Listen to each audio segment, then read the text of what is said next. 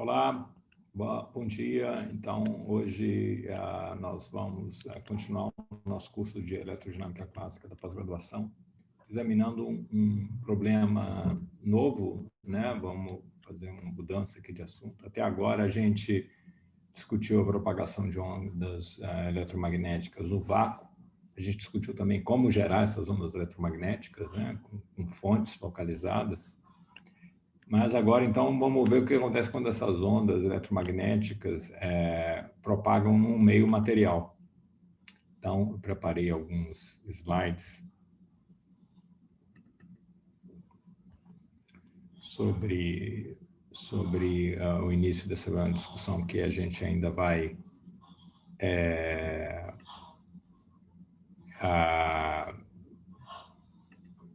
continuar durante algum tempo, né? Vamos aqui procurar os slides.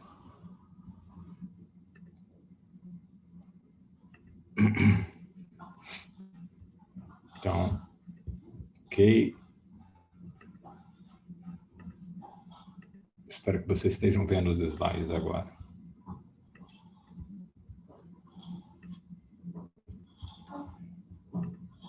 Então, a gente vai tentar entender, a partir dessa aula de hoje, né, como é que essas ondas vão propagar no meio material. Esse meio material pode ser, por exemplo, um pedaço de vidro, que é essa região amarela aqui, ou pode ser um meio líquido, como a água, né?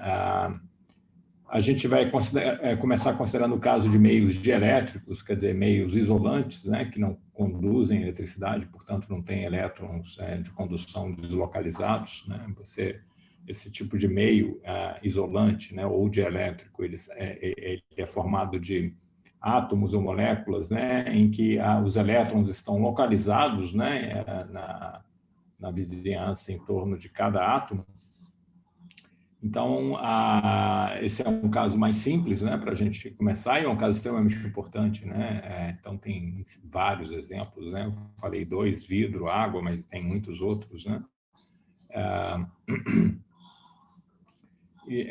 Esse caso, então, de dielétricos, né, você não tem cargas, né, ou correntes, né, macroscópicas, porque você não tem elétrons de condução deslocalizados que permitem que dá origem a esse efeito de condução, né, da eletricidade e gerando correntes, né? Então, a gente vai começar essa discussão com o que a gente já aprendeu, né, até agora, né? Então, o que a gente aprendeu até agora são as equações de Maxwell fundamentais, são o que a gente também chama de equações de Maxwell microscópicas para os campos elétrico e magnético B fundamentais, né, que descrevem os efeitos eletromagnéticos ao nível mais fundamental, né? A gente vai ver que tem um formalismo mais adequado para esse tipo de problema, baseado nas equações de Maxwell macroscópicas, né, que a gente vai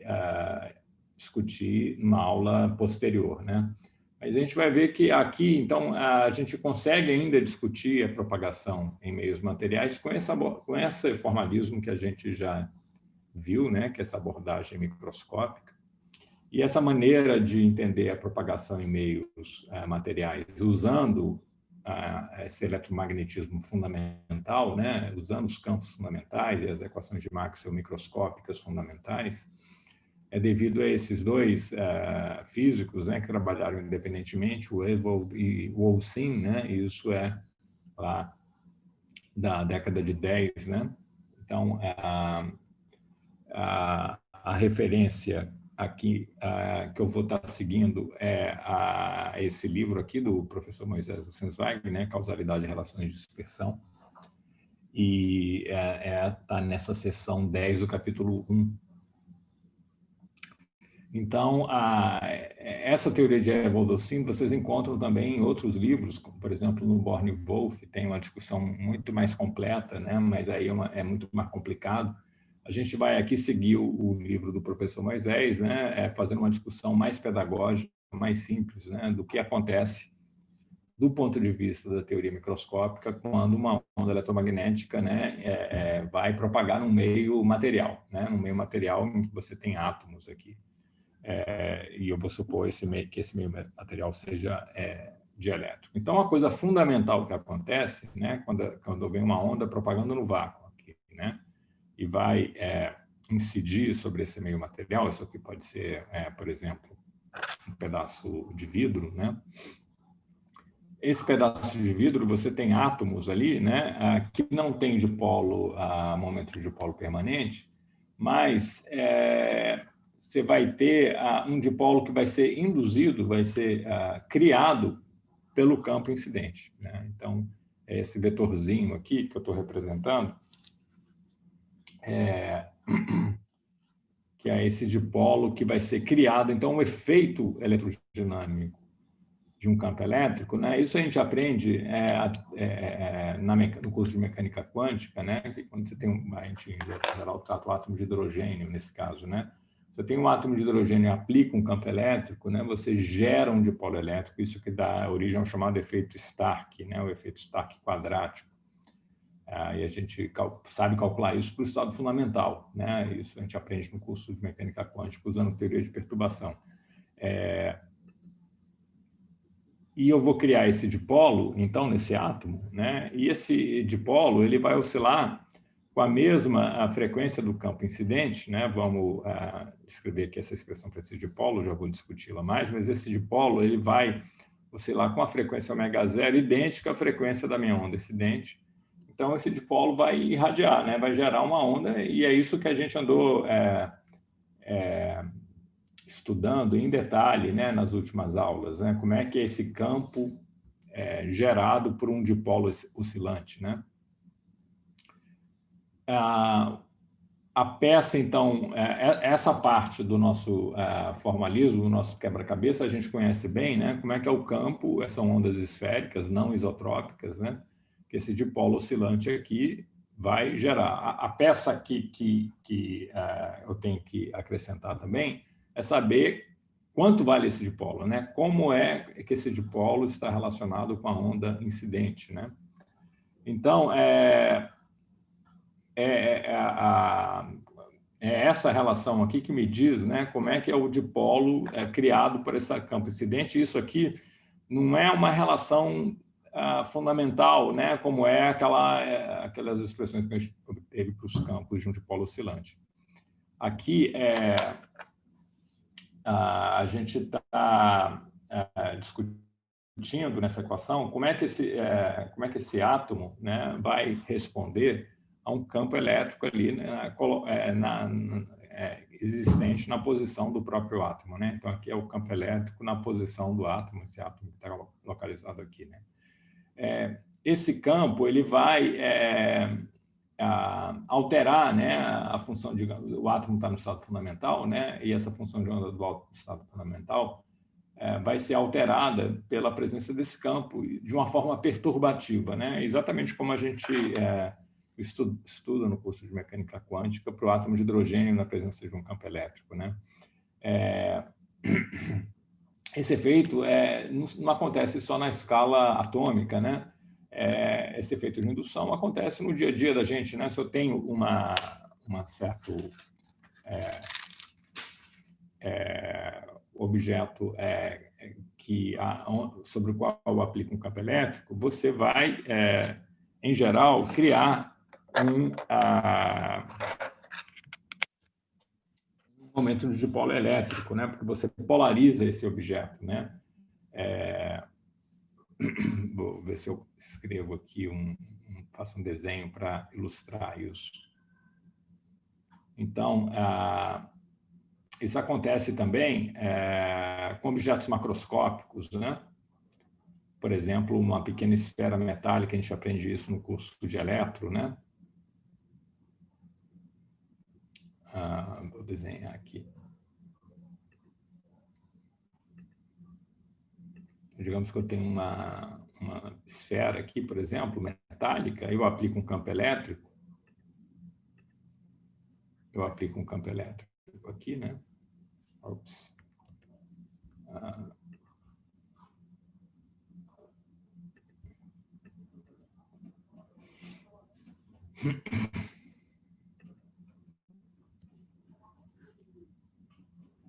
Como ilustrar isso, digamos que o campo elétrico esteja assim, né? Eu aplico um campo elétrico nessa direção, né? Uniforme. O que vai acontecer, né? O que vai acontecer é, como eu tenho elétrons aqui livres para se deslocar, né? Esse campo elétrico aplicado vai puxar os elétrons que têm carga negativa para essa região, né, da esfera, e fazendo com que eu induza uma carga positiva aqui nessa outra região oposta, né? Então, eu vou induzir cargas negativas aqui e cargas positivas aqui. Quer dizer, isso então, essa esfera que é globalmente neutra, continua sendo globalmente neutra porque ela é isolada, né? E ela era localmente neutra antes de eu aplicar o campo elétrico, mas quando eu aplico esse campo elétrico eu crio um momento de dipolo elétrico. Ops, aqui, deixa eu melhorar um pouquinho isso. Eu crio um campo, eu crio um momento de dipolo elétrico, porque eu polarizo, né? Vou criar essa distribuição de carga não uniforme agora, que é capturada para a definição do momento de dipolo elétrico P, né? Aquela letra P que a gente tem usado. Então, eu vou ter aqui, ó, um vetor momento de dipolo elétrico P. E esse P, ele é zero se não tem campo elétrico. Ele nesse caso aqui, que a gente aprende na eletrostática, ele é de fato proporcional ao campo elétrico, né? Ao campo elétrico do acidente. Eu sei calcular, inclusive, quanto é essa polarizabilidade, ela depende do raio dessa esfera ao cubo, né? Isso é um probleminha de falar que a gente aprende na graduação.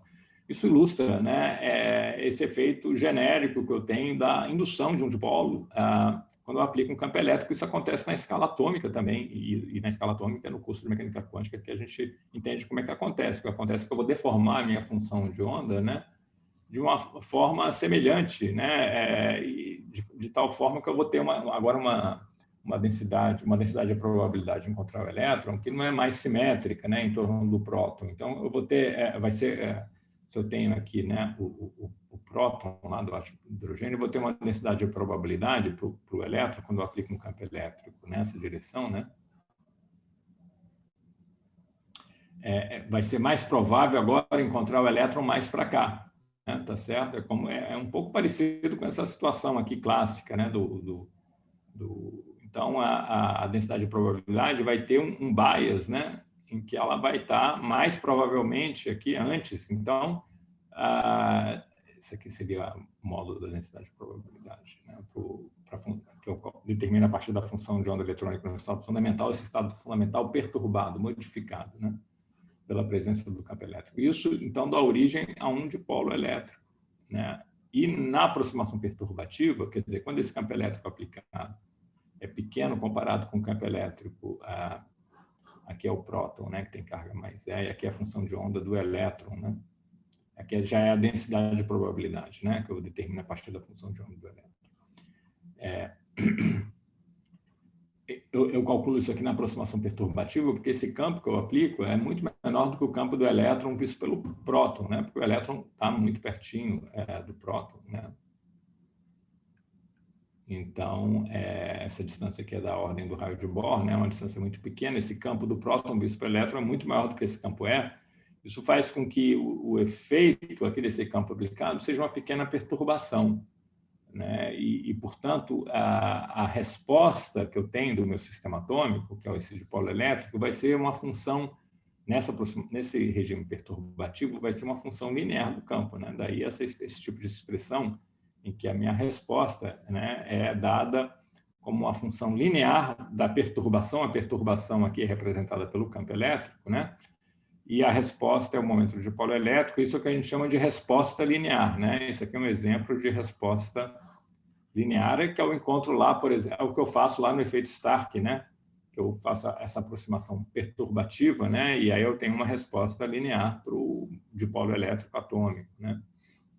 Isso é porque o campo elétrico é pequeno. Se eu tiver um campo elétrico muito grande, eu vou ter que ir além dessa aproximação linear, e aí eu vou ter efeitos não lineares, aí eu vou ter efeitos também de ótica não linear, né? Enquanto a gente tiver usando essa expressão aqui de resposta linear, toda a minha ótica vai ser uma ótica linear. Por exemplo, o meu dipolo vai oscilar na mesma frequência do campo, porque ele é linear com o campo, ele não é quadrático ou cúbico, né? Se fosse quadrático ou cúbico, eu ia dobrar ou triplicar a frequência, né? Então, como ele oscila com a mesma frequência do campo, o campo que ele vai gerar também tem a mesma frequência, ou seja, a frequência é mantida em todas as etapas, né, desse processo de propagação, né? O dipolo oscila com a mesma frequência da onda incidente e a onda que ele gera também tem a mesma frequência da onda incidente. Todo mundo tem essa mesma frequência ω0 aqui, que é essa frequência angular ω0 da onda incidente, né? Então, essa aproximação da resposta linear é o que está por trás da chamada ótica linear e a gente vai... E é muito comum situações em que eu posso usar essa aproximação. É raro situações em que eu tenho que ir além da ótica linear e considerar efeitos não lineares, né? Aí eu teria que ter lasers muito intensos, meios materiais, meios especiais também, para você conseguir ver efeitos que vão além dessa aproximação linear, né? Que está ligado a essa maneira de escrever o meu dipolo, né, como uma função linear do campo, com a chamada resposta linear aqui, que dá, então, a origem a toda essa ótica linear, que é o que a gente vai discutir no nosso curso aqui, né? A gente não vai discutir efeitos de ótica não linear. Ok. Então, vamos para o slide seguinte. Então, aqui é o campo elétrico na posição desse dipolo. Só que esse campo elétrico na posição do dipolo não é necessariamente o campo incidente, né? Isso a gente precisa se dar conta. É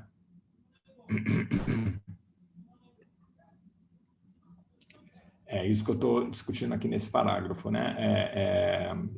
É verdade, né, que essa questão da conservação de frequência é consequência só dessa relação de resposta linear, né? Esse dipolo oscila com a mesma frequência ω0, vai gerar uma onda esférica emergente que vai ter essa frequência ω0, portanto, vai ter esse comprimento de onda 2π sobre ω0, que eu estou representando aqui, né? Mas o campo que ele vai reagir, ao qual ele vai reagir, né? O campo que vai induzir esse dipolo não é só o campo incidente, porque tem os vizinhos, né? Esse átomo que está colocado aqui, ele vai sentir o campo gerado pelo átomo vizinho. Por exemplo, eu estou olhando aqui a onda esférica desse átomo aqui, né? Gerada por esse átomo, pelo dipolo desse átomo. Se eu estiver olhando para esse átomo aqui, ele vai estar sob efeito não só da onda incidente, mas também da onda esférica gerada por esse aqui, né? É o que eu estou representando aqui, né? Esse campo elétrico aqui, a princípio, então, é o campo elétrico total, ele inclui o campo irradiado pelos vizinhos, pelos átomos vizinhos. Então, isso é o que a gente chama de um problema de espalhamento múltiplo, né? Então, por isso que essa abordagem aqui do Evolocin é complicada, em geral, é possível desenvolver, né? Tem livros que fazem isso em detalhe, mas vai ser uma abordagem complicada, porque esse campo aqui não é só o campo incidente, é o campo também gerado pelos demais, né? Isso vai dar origem a equações integrais, na verdade. Então, é um problema de espalhamento múltiplo em geral. É claro que a gente não vai considerar esse problema mais complicado aqui, a gente vai fazer uma hipótese adicional, né, para a gente entender como é que esse mecanismo funciona num caso mais simples. Eu tinha falado muito em vidro, a água líquida, né, mas para esses tipos de sistema, né, sistemas sólidos ou líquidos, essa aproximação que eu vou fazer nesse slide agora, né, ela não vale. Que aproximação é essa? Eu vou dizer que é um meio eletromagneticamente rarefeito, no sentido de que o acoplamento da onda eletromagnética com o meio material é fraco, porque tem pouca matéria, né? Isso é verdade para um gás, mas não é verdade para um líquido, para um sólido, porque no líquido e no sólido a matéria está ali muito compacta. Então, essa hipótese de meio rarefeito não vale, né? Então, eu vou discutir aqui o caso especial, né, que é o caso bem mais simples de ser tratado, que é o caso de um gás, né? Então, isso aqui agora, essa coisa amarela, vocês podem imaginar que isso aqui é uma ampola contendo um gás, né? E num gás, a distância entre os átomos é tipicamente grande. Grande comparada com o quê? Grande comparada com o tamanho do átomo. Essa é a condição que eu vou precisar usar aqui, né? Que essa distância interatômica média, né, é muito maior. E se for para qualquer gás, né? Comparável ao tamanho atômico é porque eu estou fazendo uma transição e isso está virando um líquido, né?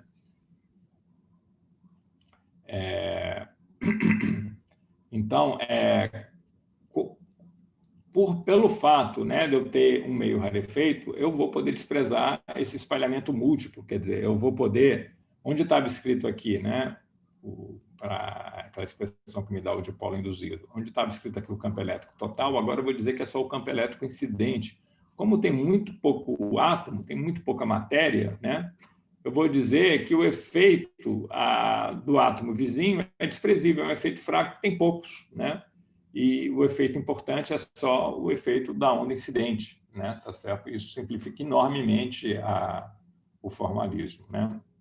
Então, isso vai valer desde que a distância de separação média entre átomos seja muito maior do que a escala atômica, né? Isso vai aparecer, vocês vão ver, vai aparecer explicitamente no nosso formalismo, essa combinação desses parâmetros aqui, ó, que é a polarizabilidade vezes o número de átomos por unidade de volume, Nzão, dividido por essa epsilon zero. O alfa sobre epsilon zero tem dimensão de volume, né? E esse volume é um volume característico do sistema atômico, né? Então, é da ordem do raio de Bohr elevado ao cubo. Então, é o volume do átomo, digamos assim, né? Então, o que é esse produto aqui? Número de átomos por volume vezes o volume do átomo. É justamente o cubo da razão entre o raio de Bohr, né, da escala atômica, e a distância de separação média. Eu vou supor que esse parâmetro é muito pequeno, tá certo? Isso vai aparecer aqui de uma forma meio explícita para a gente, né? Então, isso vale para gases, não vale para um líquido. Então, a gente vai fazer aqui esse caso, a discussão da propagação num gás, né? Que é um meio eletromagneticamente rarefeito. Isso é um pouco, né, para quem fez o curso de mecânica quântica e já estudou espalhamento na mecânica quântica, é o análogo da aproximação de Bohr, né, na mecânica quântica, para espalhamento. Quer dizer, vou desprezar esse processo de espalhamento múltiplo. Quer dizer, cada átomo interage com o campo, independente da existência dos outros, porque tem muito pouco, né? É um deserto de átomos aqui, né? É como se ele estivesse sozinho, né? Nesse sentido da interação dele, da maneira como ele responde ao campo. Ele só vê o campo incidente, ele não vê o campo dos vizinhos, porque não tem muito pouco vizinho. Então, essa é a hipótese fundamental que a gente vai fazer aqui, que vai tornar o nosso formalismo bastante mais simples. Ok, então, eu vou fazer ainda uma outra aproximação, uma outra hipótese, que vai definir um problema ainda mais simples, né, dentro dessa classe, né, de propagação em gases. Para tornar o problema ainda mais simples, eu vou supor que o meu gás está numa lâmina muito fina, muito delgada, de espessura delta. Eu vou supor que esse delta é muito pequeno. Pequeno comparado com quem? Pequeno comparado com o comprimento de onda, né, dessa radiação de dipolo que vai ser emitido por cada átomo aqui, né? Esse delta é muito menor do que o comprimento de onda, que é o comprimento de onda dessas ondas esféricas e é o comprimento de onda também da onda incidente, né? Isso significa que a fase da onda incidente varia muito pouco, né, ao longo dessa dimensão. Além disso, isso aqui é uma lâmina de faces planas paralelas, e esse plano, eu vou supor que ele é perpendicular à direção de incidência, né? Isso vai tornar isso vai definir um problema ainda mais simples para mim, porque isso vai querer dizer que todos esses átomos aqui, eles vão ver a mesma fase, né? Porque é como se isso aqui fosse uma região de fase constante da minha onda incidente. Todo mundo aqui, então, vai ver um campo elétrico oscilando em fase, seja esse átomo aqui ou esse aqui, ele vai ver um campo elétrico oscilando em fase. Então, o dipolo induzido, que é linear, que é proporcional a esse campo, também esses dipolos eles vão estar oscilando em fase. Ou seja, é um bando de átomos aqui que tem os seus dipolos oscilando com a mesma frequência e em fase, juntos, né? Síncronos. Né? Por quê? Né? Vamos olhar isso aqui em detalhe. Essa aqui é a relação, né, que eu tenho entre o dipolo e o campo elétrico. Né? Aqui era para ser o campo elétrico total, eu estou supondo que é um gás, então aqui eu estou trocando o campo elétrico total pelo campo incidente. Né? E esse campo incidente, se ele é uma onda plana que propaga nessa direção do eixo Z, que é o eixo perpendicular ao plano, né, dessa lâmina, ele, então, é escrito dessa forma. Então, esse campo elétrico aqui ele não depende da coordenada x ou y, ele é o mesmo ao longo de todos esses pontos aqui, ao longo de todo esse plano xy, né? Tá certo? Eu tenho que, então, ele só depende da posição ao longo da coordenada z, tá certo? Porque ele é uma onda plana que propaga ao longo do eixo z, quer dizer, o plano xy é um plano de fase constante. Todo mundo no plano xy ou qualquer plano paralelo ao plano xy tem a mesma fase, né? Em todo mundo desse plano, perpendicular ao eixo Z, tem a mesma fase, e a fase só depende de Z. Então, aqui eu tenho que colocar, quando eu for determinar o dipolo, eu tenho que calcular o campo elétrico nessa posição do átomo, e só interessa a coordenada Z do átomo. Mas se isso aqui é muito fininho, né? Todas as possíveis coordenadas z que eu tenho aqui, né, para todos esses átomos que podem estar ou aqui, como isso é muito fininho, esse cara aqui não variou quase nada. O K0 vezes z, né, e aí eu vou supor, só para facilitar, né, que a minha origem está justamente, vou supor aqui que a minha origem está justamente aqui onde está situado, então, supor que a origem está localizada aqui, né? Esse é o ponto z igual a zero. E o meu z, então, ele é muito próximo de zero. Aqui vale zero z, a coordenada z, porque a origem do meu sistema de coordenadas, do meu eixo z, está aqui, bem no centro dessa lâmina muito delgada. Então, quando eu for varrer todas as possíveis posições atômicas aqui ao longo do eixo z, né? O z vai variar muito pouco em torno do zero. Quer dizer, o K0, vamos escrever aqui, o K0 vezes o z at, né? Ele vai ser, esse z at, ele vai ser da ordem menor ou igual que o módulo disso, né? Vai ser menor ou igual que K0 delta sobre 2, porque o maior coordenada z atômica possível é delta sobre 2, quando ele está aqui nessa bordinha, ou menos delta sobre 2 do outro lado, né? Então, o módulo está limitado por isso. Mas isso é justamente, né, 2π sobre lambda zero, né? 2π sobre 2 delta sobre lambda zero, porque o K0 é 2π sobre lambda zero. Então, isso é... O que eu posso falar sobre isso aqui? Vamos... Isso aqui, eu estou supondo que essa espessura, né, é muito menor do que o comando de onda, então esse cara aqui vai ser muito menor. Ops, espirrou um pouco aqui, peraí. Então, isso aqui vai ser muito menor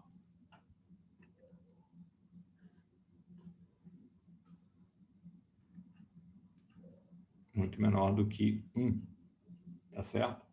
Se isso é muito menor do que 1, eu posso aproximar essa exponencial aqui por 1, tá certo? É como se eu estivesse tomando esse z-at igual a zero, né? Porque ele é muito próximo de zero, né? Então, essa fase aqui não variou, né? Quase nada, né? Dentro dessa espessura delta pequenininha.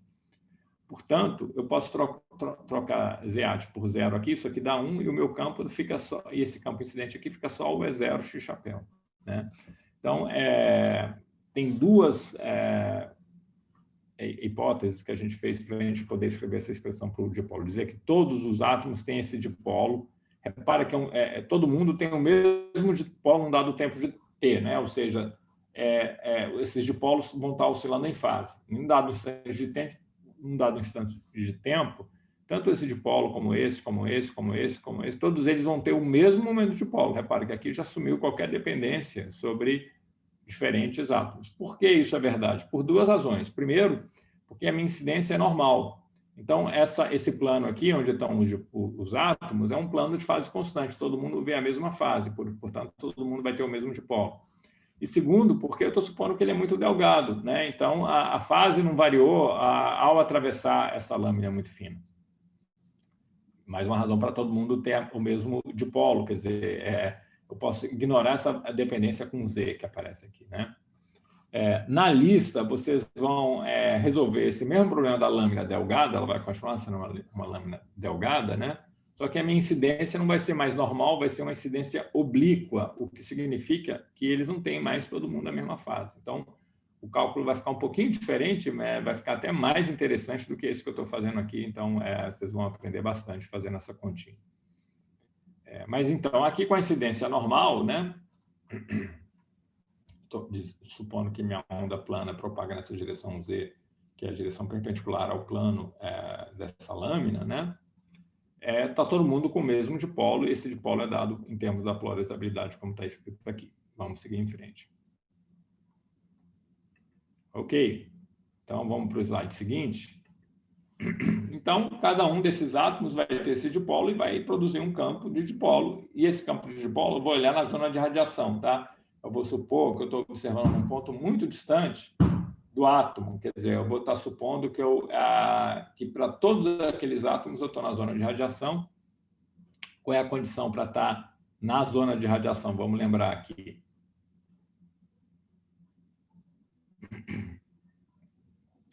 Vamos anotar aqui para lembrar isso, qual é a condição. A condição para estar na zona de radiação, essa questão aqui de estar na zona de radiação, é dizer que a minha distância, R, né, é muito maior do que o comprimento de onda. Tá certo? Eu vou estar supondo isso aqui. Eu vou estar observando o campo num ponto meio distante da lâmina, né? Distante é uma distância da lâmina maior do que o comprimento de onda que é envolvido aqui. É o comprimento de onda da onda incidente, né? 2πc sobre ω0, onde ω0 é a frequência da onda incidente. E essa é a expressão, então, do campo nessa região, né? Nessa chamada região da zona distante, ou zona de radiação. Ele é um campo que cai sobre a distância e tem essa forma aqui, né? É uma onda esférica emergente. Então, esse desenho aqui é um desenho que eu já tinha mostrado antes. É uma onda esférica emergente. A fase é a mesma em todos os pontos dessa superfície esférica, né? Dado por essa fase que aparece aqui, né? Só depende de R, não depende desse ângulo θ. Mas a amplitude depende. Então, o quanto esse campo elétrico está oscilando, qual é a amplitude da oscilação, depende desse θ. Inclusive, é zero aqui no Polo Norte, para θ igual a zero, é zero no Polo Sul, para θ igual a π, é máximo para θ igual a π sobre 2, que é toda essa linha aqui do Equador, né? Então, esses vetores aqui estão representando esse valor da amplitude. Ela é máxima em toda a linha do Equador, vai diminuindo, diminuindo, diminuindo, até chegar a zero aqui no polo, né? Da onde vem essa dependência em θ? Ela vem daqui, ó. Ela vem, ou mais precisamente, ela vem desse R vetor P0. Isso aqui vai dar origem a um seno de θ. É o seno de θ da definição do produto vetorial, né? É o seno do ângulo entre o P0 e o vetor radial, R chapéu, aqui me ligando o dipolo, né, ao ponto de observação. Então, isso introduz esse seno de θ, ele vem daqui, né? Essa variação com amplitude vem daqui, do módulo desse vetor R vetor P0. Bom, ok. Então, isso foi para lembrar, né, essa expressão para o campo do dipolo oscilante na zona de radiação. Então, vamos usar essa expressão. Estou escrevendo ela aqui novamente, né, a mesma expressão que estava no slide anterior, só que em vez de P, eu estou escrevendo dP, porque isso aqui vai ser um dipolo infinitesimal, é um dipolo só de uma regiãozinha do espaço. Repara que esse dP não vai ser o dipolo de um único átomo, não. A ideia não é essa. A ideia é que eu estou olhando para uma escala um pouquinho maior do que a escala atômica. É um infinitesimalzinho, né, que está representado aqui nesse desenho. Esse desenho aqui é tirado do livro do professor Moisés, né, que provavelmente fez esse desenho à mão, porque ele é um excelente desenhista, né? Então, é esse volumezinho aqui, ó, em torno de um ponto R. Aqui eu tenho um ponto R.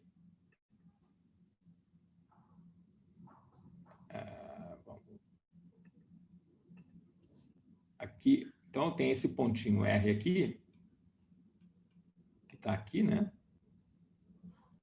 E na vizinhança desse pontinho R, quer dizer, eu defino uma regiãozinha, que eu chamo de vizinhança, né? Que é pequena, que tem um tamanho pequeno comparado com a distância até o ponto de observação, tá certo? Mas que é grande comparado com a distância entre os átomos, tá? Então, tem muitos átomos aqui nesse volumezinho, tá certo?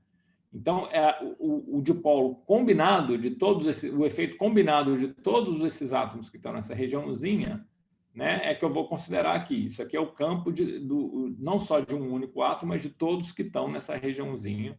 E como eles estão todos muito pertinho, né, não é pertinho comparado com o tamanho do átomo, né, porque eles estão bem separados comparado com a escala do átomo, mas é pertinho comparado com essa distância Z, aqui está mostrado aqui, ó, essa distância ZP aqui, né?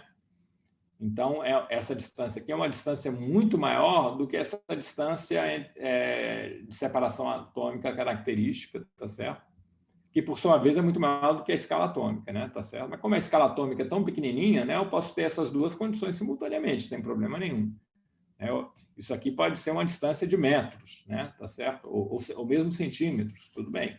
Eu ainda vou estar satisfazendo essa condição de ter muitos átomos aqui, né? Nessa regiãozinha.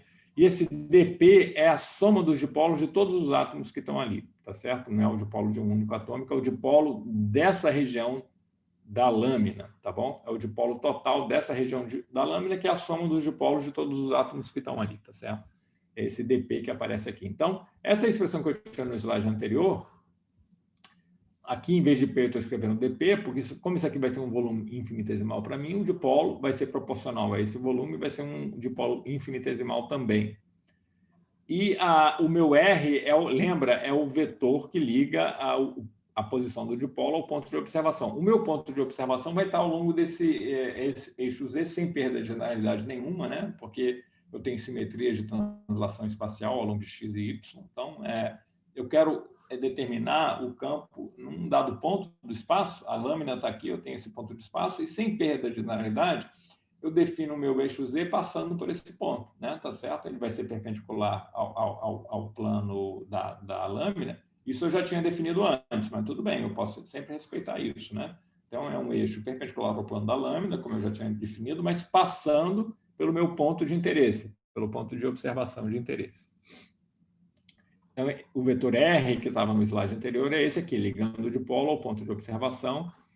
Aquele R que aparece aqui é a distância entre o dipolo e o ponto de observação. E aqui eu estou escrevendo ele em termos da distância entre o ponto e a lâmina, né? Que é esse ZP. Esse é um parâmetro fixo, né? Tá certo? Isso é um parâmetro muito importante, essa distância aqui, ó. Isso aqui é o ZP, ele está me dizendo o quão longe o meu ponto de observação está. Eu estou supondo que esse ZP é muito maior do que o lambda zero, né? Porque eu estou pegando aqui o campo na zona de radiação. E um outro parâmetro que aparece aqui, esse é uma variável que vai ser minha variável de integração, é o ρ, né? É a distância entre esse volumezinho infinitesimal e a origem do meu sistema de coordenadas, tá certo? Ele aparece aqui também nesse desenho, é esse ρ, né? Tá certo? Então, aqui está o ρ, aqui está o ZP, né? E aqui está o R, tá bom? Então, o que eu tenho que fazer? Eu tenho que, se eu quero saber o campo total aqui nesse ponto P, eu tenho que somar os campos produzidos por cada dipolo que eu tenho aqui na minha lâmina, tá certo?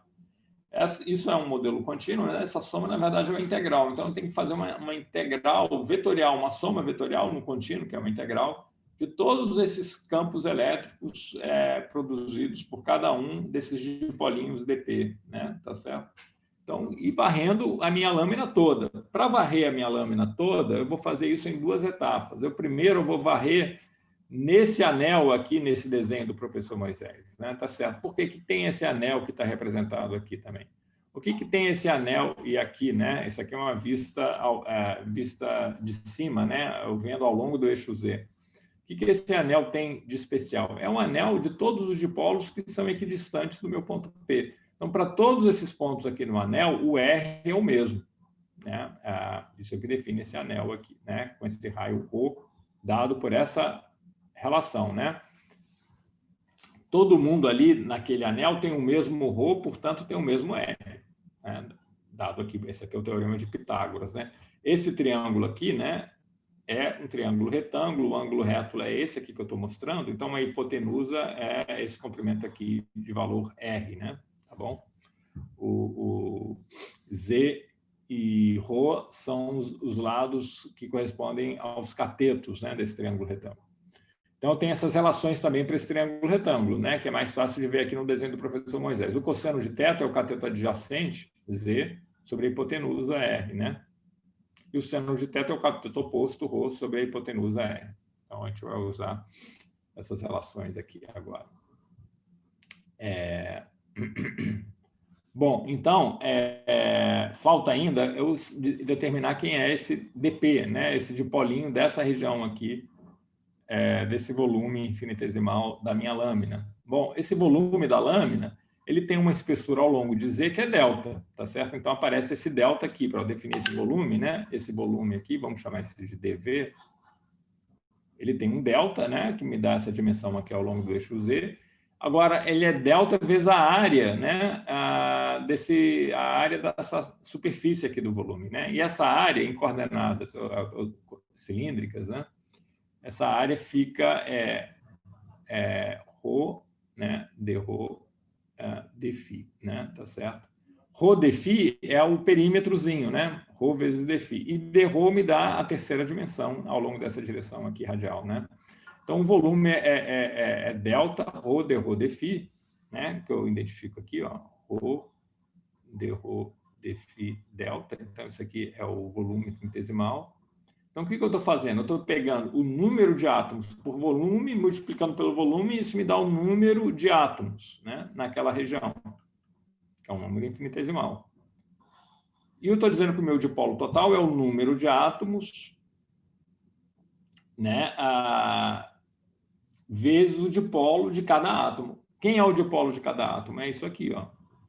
O dipolo atômico é esse cara aqui, que eu tinha no slide anterior. É a polarizabilidade atômica vezes o campo elétrico, né?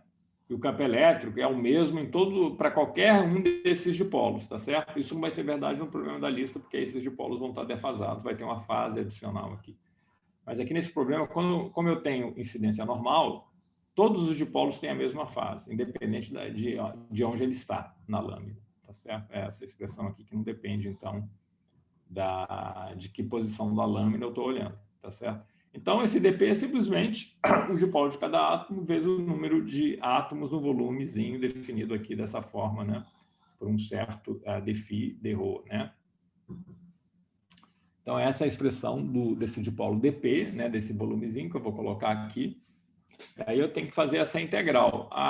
Para fazer essa integral, eu vou ter que... Mas é uma integral vetorial, né? Aí eu vou escrever esse vetor aqui, né? Que é esse duplo produto vetorial em coordenadas cartesianas. Lembra que a gente já discutiu que é sempre, quando eu vou fazer uma integral, é sempre útil usar vetores unitários cartesianos, porque eles não dependem de ponto a ponto, eles não variam de ponto a ponto, eles são constantes. Então, vamos expressar esse duplo produto vetorial em coordenadas cartesianas, olhar a componente x, cartesiana y e cartesiana z dele. Aí eu não vou fazer essa conta aqui em detalhe, eu deixo para vocês uma conta bastante direta, né? Olhando a expressão do R chapéu, né? Em termos de coordenadas cartesianas. E eu tenho essa expressão aqui, a gente pode discuti-la na nossa reunião síncrona, né?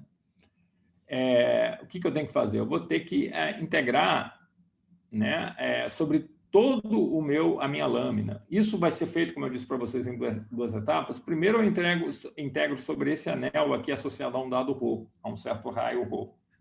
Aí depois eu vou variar o ρ para cobrir a minha lâmina toda. Mas quando eu integro sobre o anel, eu integro sobre essa variável φ, né? Que está aparecendo aqui. Para varrer o meu anel, né, eu vario o φ, integro em φ de 0 a 2π. Se eu olho para essa expressão, quando eu for integrar em φ de 0 a 2π, dá para ver claramente, ó, por causa desse seno de 2φ aqui, que vai oscilar inclusive 2 vezes entre 0 e 2π, entre positivo e negativo, a integral dele vai dar 0. Então, não vou ter componente y. A componente y de cada pedacinho é não nula, mas a componente y do campo produzido pelo anel completo é 0. Assim como a componente z também, porque eu tenho um cosseno de φ aqui, a integral de cosseno de φ de 0 a 2π também dá 0. Moral da história, o campo elétrico de cada pedacinho do anel tem as direções x, y e z, não nulas, mas quando eu somo sobre o anel inteiro, só sobrevive a componente x. Essa não morre, ó, porque tem esse termo aqui, que não depende de φ, e tem esse aqui que é positivo definido, né? Então, quando eu integrar sobre φ, é claro que ele não pode anular, ele não vai ficar oscilando entre positivo e negativo, ele é sempre positivo, ele é o seno quadrado de alguém, né? Ele é o quadrado de alguém, ele é positivo. A integral desse cara aqui vai dar π, né? Porque o valor médio do seno ao quadrado é meio, né? Então, a integral dividido por 2π dá meio. Então, quer dizer que a integral desse cara é π. Então, eu vou ter um π vindo daqui. Esse cara aqui vai dar, quando eu integrar em dφ, esse cara aqui vai me dar um fator π. Esse cara aqui vai me dar um fator 2π, né? Porque não depende de dφ. A integral de dφ de 0 a 2π vai dar um fator 2π. E esses outros aqui, né, vão dar zero. Não vai ter componente y nem componente z, ou seja, só vai ter a componente x, que é a mesma componente cartesiana da onda incidente. Quer dizer, esse campo elétrico aqui, ele vai estar oscilando ao longo da direção de polarização linear, que era a mesma da onda incidente, tá certo? Não vai ter nenhuma, não pode ter componente ao longo de y perpendicular a essa direção de polarização linear da onda incidente. Bem razoável esse resultado que a gente obtém. Então, vamos lá, vamos substituir, vamos usar essas expressões todas aqui no próximo slide. Deixa eu, então, apagar aqui e passar para o próximo slide. No próximo slide, então, lembra, eu estou integrando todos esses campozinhos aqui. Eu já escrevi esse cara aqui em componentes cartesianas, integrei em dφ, mas falta integrar em dρ, né? Eu já vi a integral aqui sobre o meu anel, mas agora eu tenho que somar as contribuições dos vários anéis de raios diferentes. Então, falta integrar sobre dρ, a integral em dφ. A gente já viu o que deu, né? A gente pode voltar lá atrás para acompanhar melhor, né? Vai faltar a integral em dρ. Essa integral em dρ, como eu tenho essa relação aqui do teorema de Pitágoras, né, entre o ρ e o r, em vez de integrar em ρ, eu vou integrar em r, tá certo? Como o z é fixo, o 2ρ dρ é igual a 2r dr. Quer dizer, ρ dρ vai ser igual a r dr, eu passo a integrar em r, né? Então, esse ρ dρ aqui, ele vai passar a ser... Ops. Vamos anotar aqui.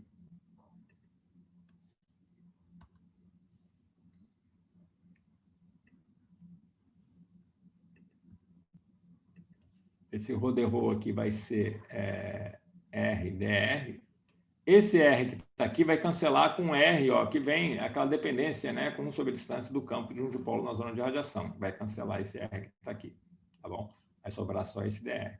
A integral em dφ, a gente já discutiu o que ela vai dar, né? E esses outros parâmetros todos vão ficar lá, são parâmetros fixos, né? Vão ficar aqui multiplicando.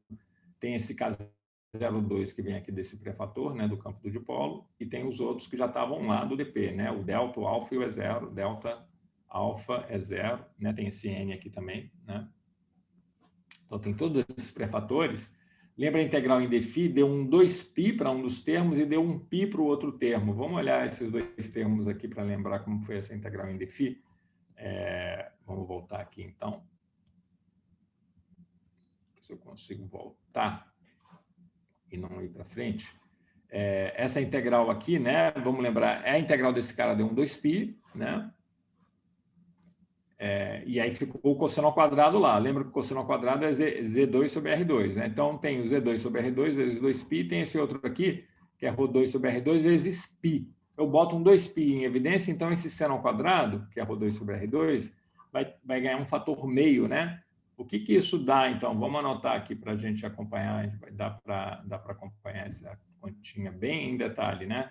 Eu tinha lá o cosseno ao quadrado, né? O cosseno ao quadrado é Z2 sobre R2, né? Então, eu tenho Z2 sobre R2, ZP, né? ZP ao quadrado sobre R2.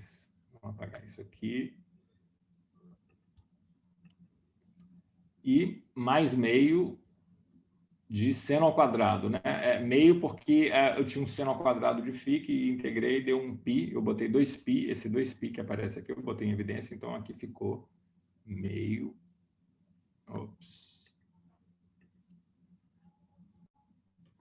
meio de Rho2 sobre R2. Eu não quero escrever em termos do ρ2, né? Então, eu faço um truque aqui bem simples, que é escrever o meu ρ2, né, como R2 menos E2, né? Teorema de Pitágoras aqui, tá certo? Então, eu somo essas frações e, na hora de somar as frações, eu troco o ρ2 por R2 menos Z2, porque eu vou passar a integrar em R, né? Então, eu não quero que apareça mais a variável ρ, que é o raio de cada anel elementar aqui da minha integração, né? Eu quero eliminar esse cara. Aqui tem um fator 2, né? 2E2, que vem daqui, né? Quando eu botei o denominador comum, o ρ2 é R2 menos EP ao quadrado. Então, vocês estão vendo o que isso vai dar, né? Aqui, 2EP2 menos EP2 vai dar ZP ao quadrado, né? Sobre 2R2, né? Esse termo aqui, tá certo? E tem um outro que é R2 sobre 2R2, que é esse meio que está aqui, tá certo? Esse R daqui cancelou esse R, né? Então, eu fiquei com a integral em dr, sem nenhum outro R aqui, dividindo, e aqui aparece a fase, né, da minha onda, né? Que isso é super importante, a fase da minha onda esférica, elevada a K0 R, né? Lembrando que esse K0 é ômega sobre C, né? É o número de onda. Então, é isso que eu fico no final. Essa integral, né? Parece simples, mas tem uma sutileza aqui física importante de chamar a atenção. Essa integral, matematicamente, ela não é bem definida, né? Mas fisicamente, eu posso ignorar a contribuição do limite superior quando eu calculo essa integral aqui, né? Pegando a primitiva da função, que é elevada a IK0R sobre IK0, né? Isso aqui Vamos lá. Acho que é importante a gente chamar a atenção aqui para o seguinte. Quando eu calculo essa integral, vou usar o teorema fundamental do cálculo, né? Então, eu vou pegar a primitiva, que é elevada a IK0R, sobre IK0, e vou avaliar entre ZP e infinito, tá certo? E aqui eu estou escrevendo só a contribuição do limite inferior, né? Do ZP, tá certo? Quer dizer, para essa contribuição aqui, né? A contribuição dominante está vindo aqui só dos dipolinhos que estão aqui, ó, na projeção do meu ponto de observação na lâmina, tá certo? Esse é o ponto que está dominando, é ele que está contribuindo, é esse valor. É quando R é igual a ZP. O que quer dizer que R é igual a ZP, né? É dizer que esse θ aqui é zero. Ou seja, é pegar a contribuição, né, desses átomos que estão aqui na vizinhança da projeção. Isso esse ponto especial é definido pelo ponto de observação que eu estou definindo, né? Se eu tenho esse ponto aqui, eu projeto, isso vai definir uma certa região da lâmina, essa que está contribuindo mais. Se eu deslocar, eu vou definir um outro ponto, uma outra região que vai contribuir mais. Essa origem aqui é definida como sendo a projeção do meu ponto de interesse na lâmina, né? No plano dessa lâmina aí de meio material.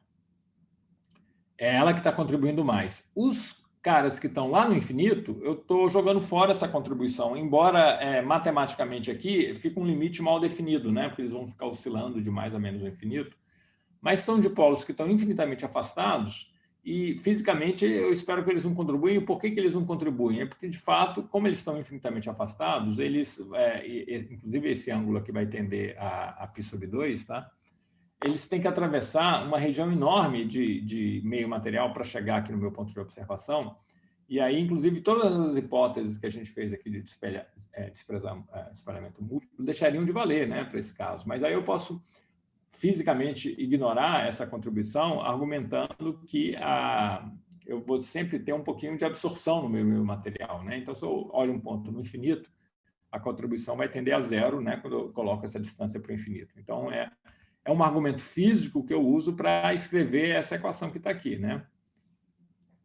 Essa outra integral, por outro lado, é uma integral que matematicamente não tem nenhum problema, mas eu ainda assim não vou calcular exatamente. Eu vou fazer essa aproximação que eu obtenho fazendo uma integração por partes. E aí a contribuição dominante vai vir de novo do limite inferior de integração, que nem nesse outro termo. Então, para esse campo aqui, realmente quem está contribuindo mais é essa região, né, que é da minha lâmina, que eu obtenho por projeção do ponto de observação. Tá? É essa projeção aqui, né? É esse ponto aqui marcado aqui como origem aqui, né?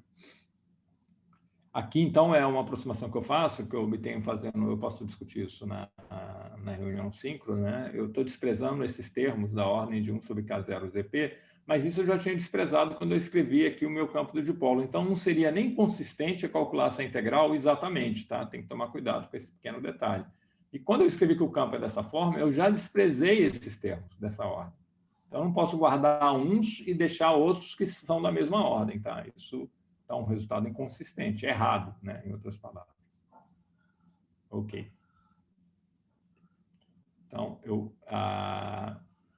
então, fazendo essas integrais em R, quer dizer, essa integral em R, lembra, era no fundo a integral em ρ, né? Para cobrir todo o slab, né? Somar a contribuição de todos esses anéis de dipolo.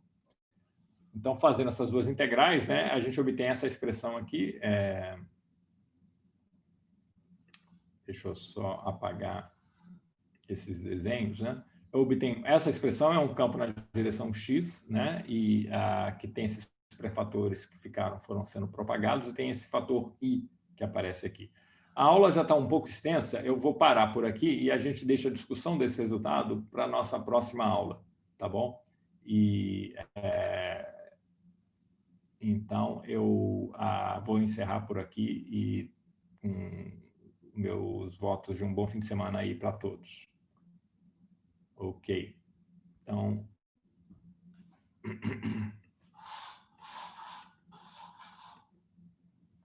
até então a nossa reunião da terça-feira.